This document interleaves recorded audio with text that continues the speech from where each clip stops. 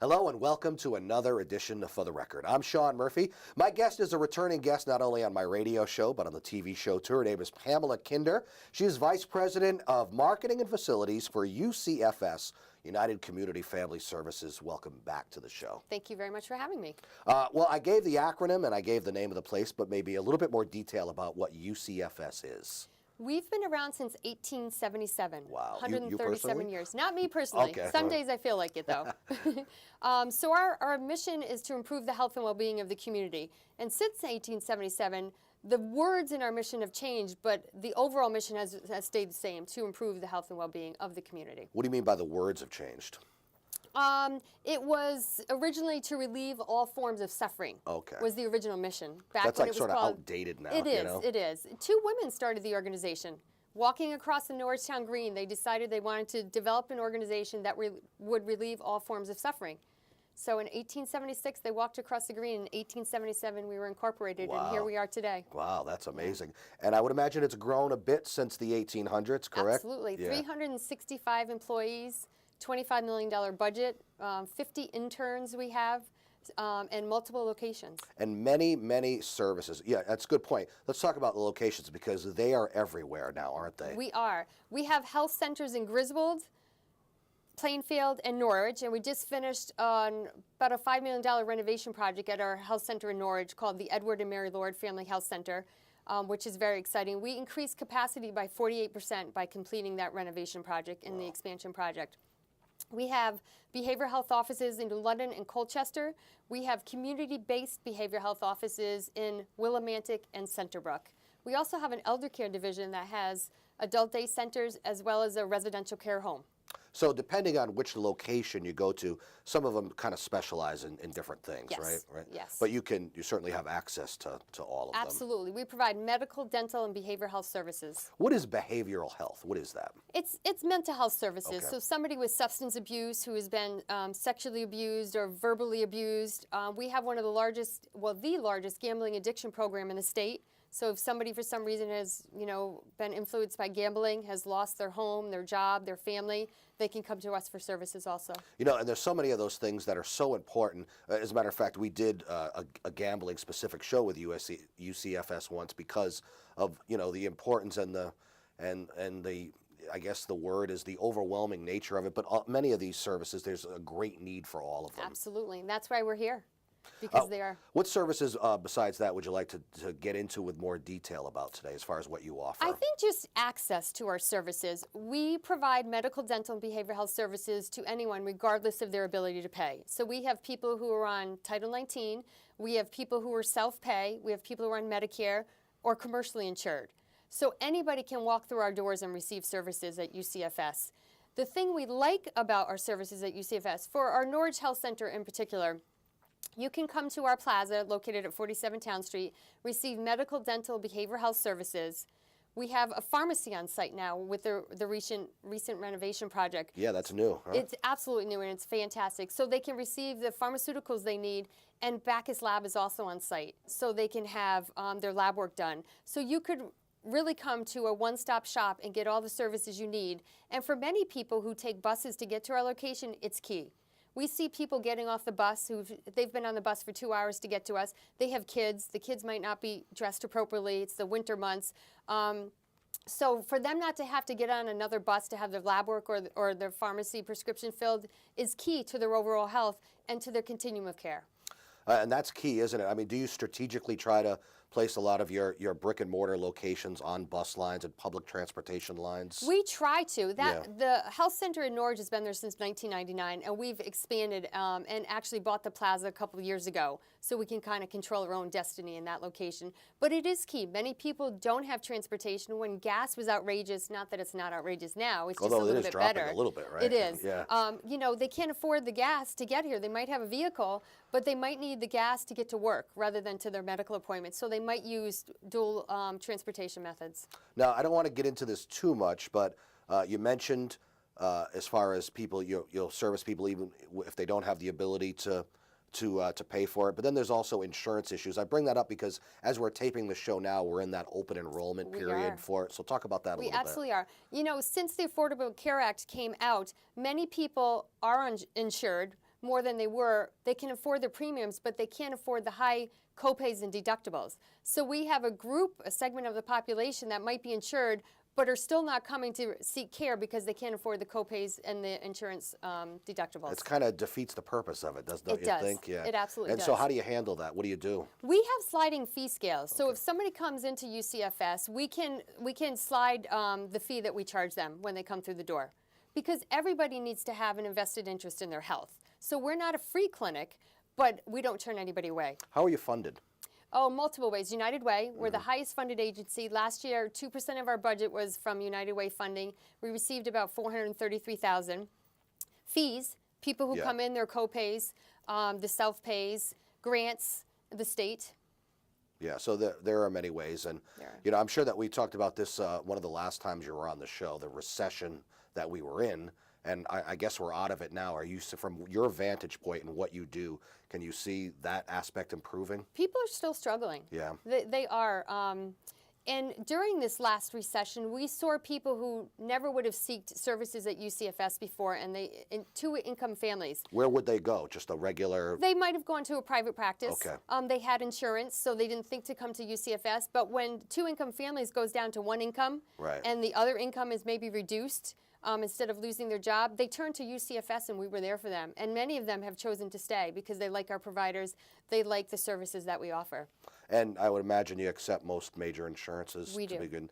And you know, there is something to be said for that sort of atmosphere of, I don't know if family is the right word to use, but it's easily accessible. There's no stress, no pressure on you. Sometimes, you know, maybe a private practice situation, they kind of look down on you a little bit. I don't know if that's true or not, but you know what I'm getting at with this, right? I do. Anybody who walks through the door receives the same care. There's no judgment, right? There's absolutely no judgment. And, you know, in a blink of an eye, it could be any one of us. You know, a blip of a screen, something happens in your life that you need to seek services that you might not have otherwise thought that you would need to seek in your lifetime. Anybody who walks through UCFS gets the same care.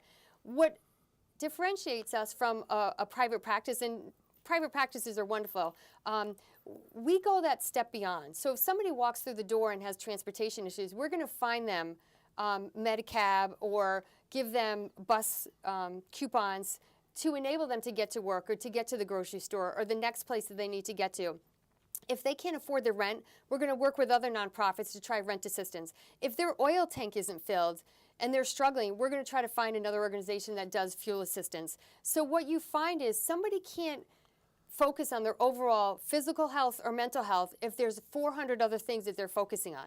So we need to make sure that as a whole they have what they need to continue to work, continue to raise their families, and continue to be healthy. Yeah, it really is like sort of an all-encompassing, when you look at the branches about how it shoots out, really dealing with so many different things. It almost looks like a tree branch, or branches, I should say, right? Yes. I want to get more into this, the all-in-one idea, because it's a great idea, especially when you're talking about combining a pharmacy right in the. Well, how did that come about?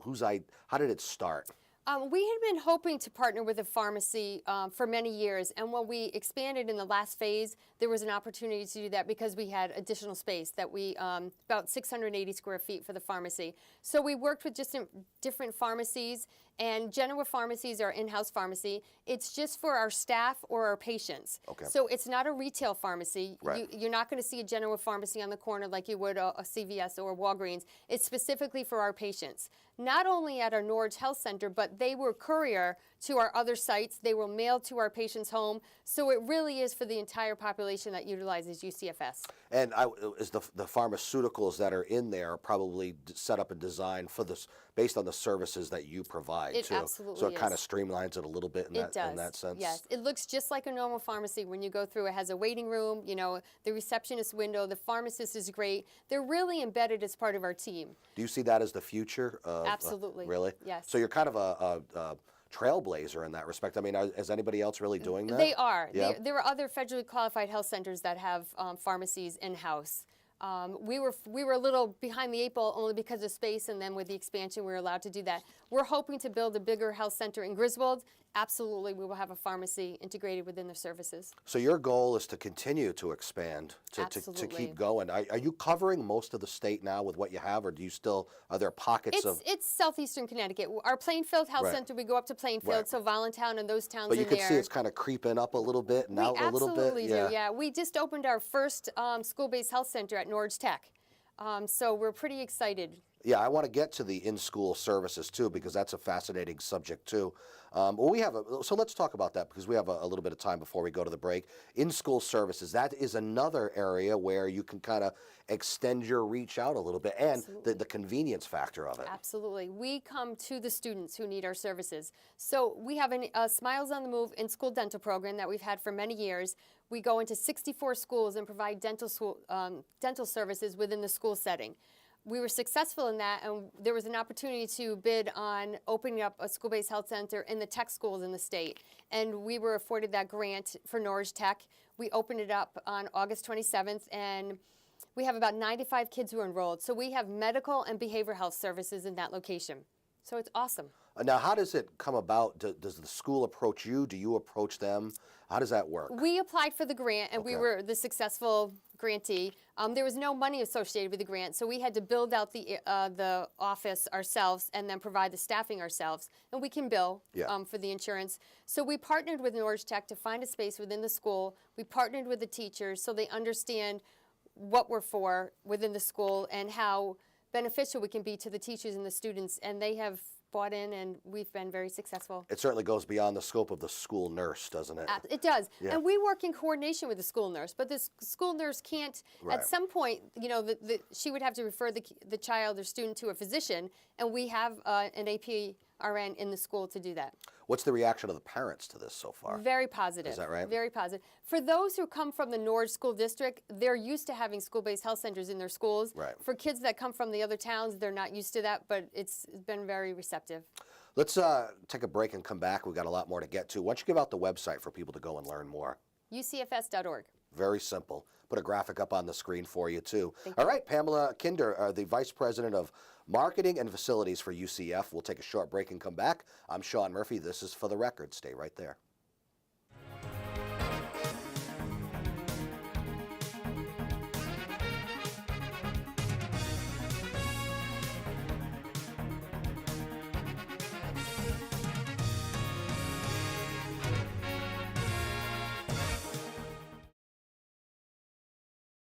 Welcome back to For the Record. I'm Sean Murphy. My guest is Pamela Kinder, Vice President of Marketing and Facilities for UCFS, and that is an acronym for United Community Family Services. You usually always use the acronym, I would imagine, right? We do. We try. Okay. Yes. So yeah. it makes it easier too. It Right does. before the break, we had people go to the website if they wanted to learn more. What's on the website? Every service that we offer, how you can access key people within the services that we offer, so it makes it easy for you to transition. You're not going through a maze of navigational to try to find who you need, how you can donate. We just, at our annual meeting last month, we rolled out Focus on UCFS, so our new video's on there. There's about a 3-minute video that Tim Cook from the New London Day did for us. It's a fabulous video, which talks about testimonials and the importance of UCFS within the community. And we also have on our Facebook one word that best describes UCFS. So if we have guests that come to our health center or we're hosting an event, we have people write one word that best describes UCFS. No kidding. Some of those words are caring, compassionate, accessible, heartwarming. So I think people see UCFS in many, many different venues. I also like the idea, and this is so necessary now. You can't just have a website. You have to be plugged into social media. Don't you agree? Absolutely. That's where the people are. A website is great, but it can be very static.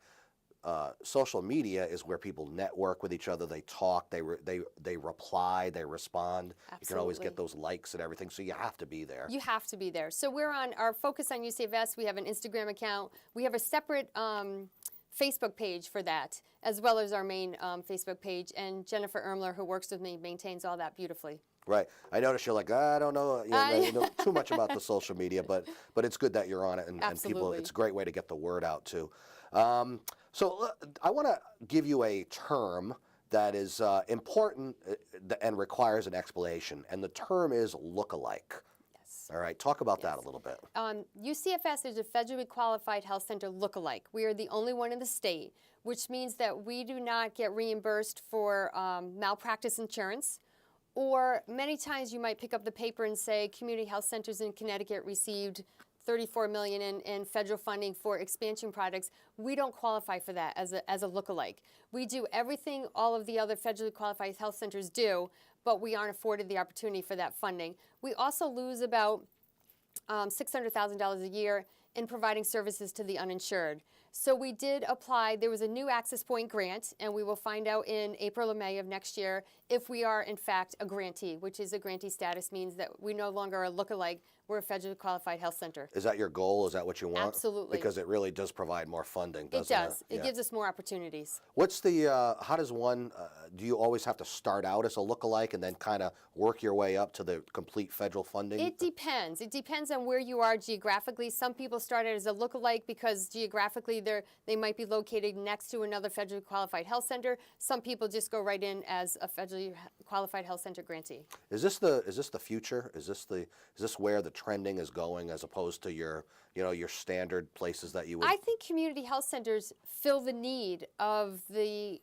most vulnerable population, and we do it well. Low income, or is that really the not right term to use?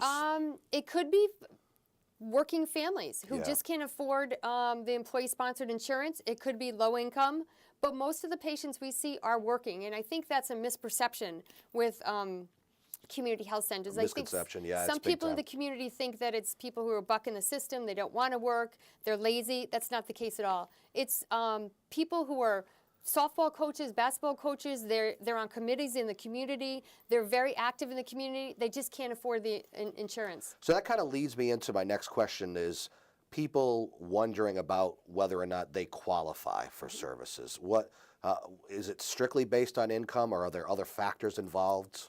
Income is big in poverty level. Okay. What you make is also instrumental in figuring out what you qualify for. We have a wonderful community outreach team headed by Yolanda Bose. And if anybody has any questions, if they qualify, if they need help in the insurance enrollment process, they can call UCFS 860-892-7042, and our staff will help them. We are a storefront for the new enrollment. So as of Monday, we have people from Access Health CT who are in our building who are helping people enroll in the process. Okay, and this that in and of itself could be a whole show with all the questions that people would have about Absolutely. that, right? But you do they call you a lot on that? Is that what are some of the regarding questions about qualifying in general, and also the Affordable Care Act stuff? What's the biggest questions that you're getting now? I think it's mostly how do I qualify, how do I access it, and it's navigating the system. I think it's presumptuous for us to think that everybody has a computer in their home. Right. We think, oh, the computers and iPads and every other gadget. Not everybody has one. So how are they accessing that? Are they going to a library, and once they get to the library, how do they navigate the system? So most people would prefer to sit side by side with somebody who's knowledgeable about it and can help them navigate it through. And that's what we do at UCFS. They don't have to be a patient of ours. They can be a member of the community who still need help accessing that. And it's difficult. There's a lot of information they have to gather to come to UCFS to have that application be successful. It seems to me like the key would be to have someone speak to them in layman's terms. Absolutely. That is absolutely 100%. It is. You are a nonprofit, right? Yes, we are. So when it comes to, I would imagine you're always looking for potential donations or volunteers. Mm-hmm. Talk about that a little bit.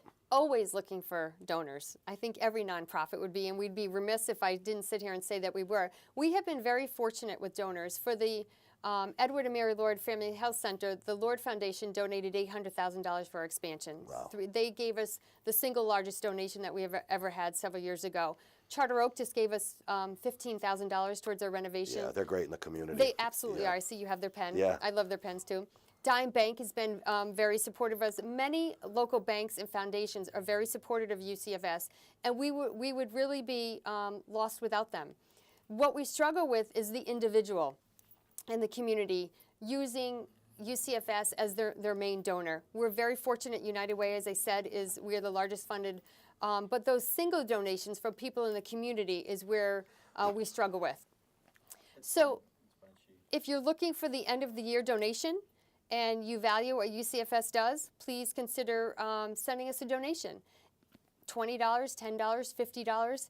It all adds up to help us provide the services that we provide in the community. You know, I've discovered a lot, and we've had a lot of nonprofits on the air, that people, and speaking of individuals, are, even during tough times, recession, they are still able and are willing to dig into their purses, their wallets, their pockets. It may not be a lot, depending on what's going on in their life, but they're still able to, and it's certainly not top of their list of priorities, but they're still able to just give a little bit. Don't you find that? Absolutely. And you know, the people who come to UCFS give back also. We used to have a thrift shop. We don't have it any longer, but one story that I remember, and it kind of affected me, is a mother came in with her daughter who had outgrown the clothes that they got from the thrift store, and they were washed, cleaned, pressed, and she was giving them back to the thrift store for somebody else to use. Wow. So they're very appreciative of the services that they receive. Kind of like a pay it forward kind Absolutely. of a thing, you know. So you have good success stories, and We do. some people coming back and giving back after they've been helped out Absolutely. in the past. Wow. Yep. Those two-income families that went down to one income, when they get back to two incomes, they're giving us a donation. Right. And so it's heartwarming. And so that's like as far as donations go. You know, and you mentioned kind of right at the beginning there, I was going to ask you how you know, the business world is able to help out companies, whether it be local corporations, but they're willing to help too. Absolutely. We had a Pfizer Day of Caring where they came in and did help us do some landscaping. We do have a small rock wall that I would love built if anybody's watching for our new marquee sign. Hello, landscapers. Yes. But, you know, there's a variety of ways that they can come in. I'm looking for artwork. The one thing, our walls are bare at our new facility in Norwich because obviously our funding went into the bricks and mortar and not necessarily their artwork. So if there's any artists out there who would love to donate, I'm looking for artwork. So there's a variety of ways that people can get involved. Volunteer in any way, shape, or form, right? Absolutely. And you don't have to necessarily have any special skills. No. No. We take anyone. That's right. Take anyone, anytime, any place. Give me the day-to-day duties of the Vice President of Marketing Facilities. Obviously, one of those things is being a PR person, getting the word out on shows like this, Absolutely. right? But there are many others, I would imagine. Plunging a toilet. Yeah. Oh, is that so? It could be. You wear a lot of hats. I apparently. do. Yeah. Checking out the HVAC unit that's not working on the roof in heels. It's interesting Oh, walking yeah. up the ladder. Meeting with people. Marketing the services that we have. Our mission and organization is absolutely wonderful. It's the easiest organization to market. What the difficult part is that we're so diverse and have so many sites, people have a hard time wrapping their hands around who we are and what exactly we do. Yeah, and you're only growing. You're only getting bigger, right? Absolutely. So you have to come on more often to kind of explain all the Yes. services that are available for We you, would love too. to. All right. We would love to. Well, let's take one more break and come right back. I am Sean Murphy. This is For the Record. Stay with us.